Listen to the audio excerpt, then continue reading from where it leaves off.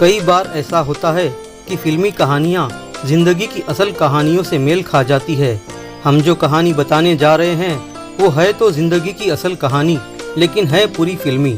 आप में से बहुत से लोगों ने शाहरुख खान और प्रीति जिंटा की फिल्म वीर ज़ारा तो देखी होगी, जिसमें वीर अपनी ज़ारा से मिलने पाकिस्तान जाता है और वहाँ पकड़ा जाता है और ज़िंदगी के कई साल वहाँ की जेल में बिता देता है।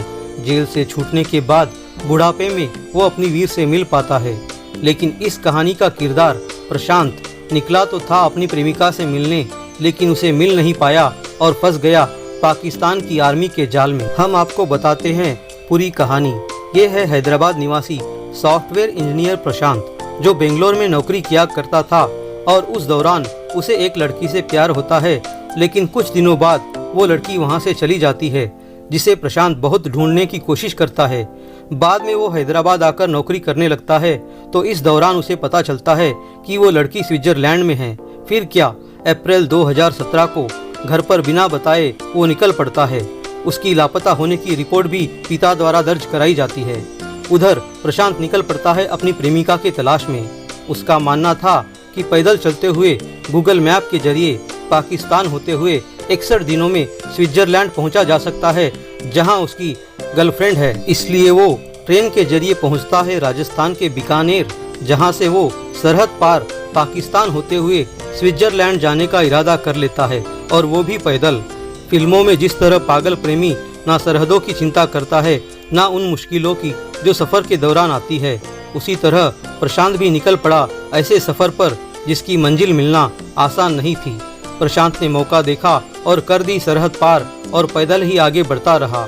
लेकिन जैसे ही पाकिस्तान की सेना की नज़र उस पर पड़ती है, उसे जासूसी के आरोप में बहावलपुर में गिरफ्तार कर लिया जाता है और लंबे समय तक पूछताछ होती रहती है और फिर जेल में डाल दिया जाता है।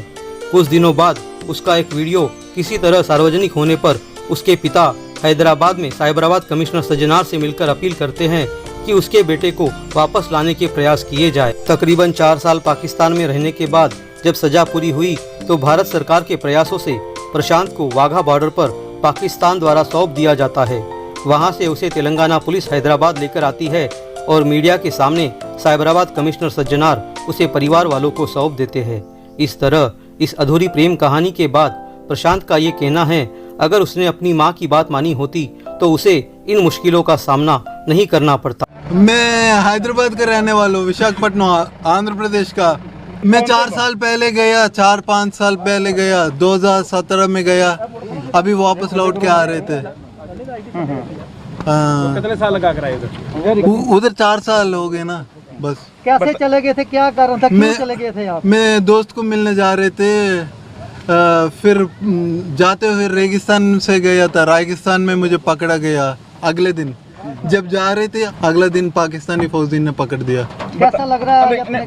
बताओ कि कौन सा दोस्त था, क्या था दोस्त का क्या नाम था?